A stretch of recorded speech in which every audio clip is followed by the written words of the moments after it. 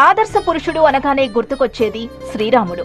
బహుశా ఆ రాముడికున్నన్ని ఆలయాలు మరే దేవుడికి ఉండవేమో. రాముడి పేరు చెప్పగానే గుర్తుకొచ్చేది అయోధ్య, భద్రాచలం. అంతే చరిత్ర కలిగిన ఊరు వల్మిడి. ఒకప్పటి వాల్మీపురమే నేడి వల్మిడి. రాముడు నడయాడిన నేల, రామాయణాన్ని రచించిన వాల్మీకి మహర్షి జన్మస్థలం అంటే నమ్మకం కలగకపోవచ్చు. కానీ పురాణ ఇతిహాసాలు, తరతరాలుగా స్థానికులు చెప్పుకునే చరిత్రకు ఈ ప్రాంతం సజీవ సాక్ష్యంగా నిలుస్తోంది.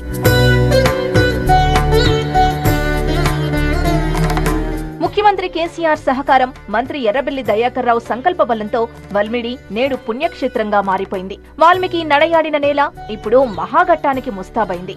వల్మిడి రాములవారి గుట్టపై పునర్నిర్మించిన శ్రీ సీతారామచంద్రస్వామి ఆలయంలో విగ్రహ ప్రతిష్ఠ కార్యక్రమాలు అంగరంగ వైభవంగా జరగనున్నాయి. త్రికౌల నిలయం ఎక్కడో ఎవరో ఒకరు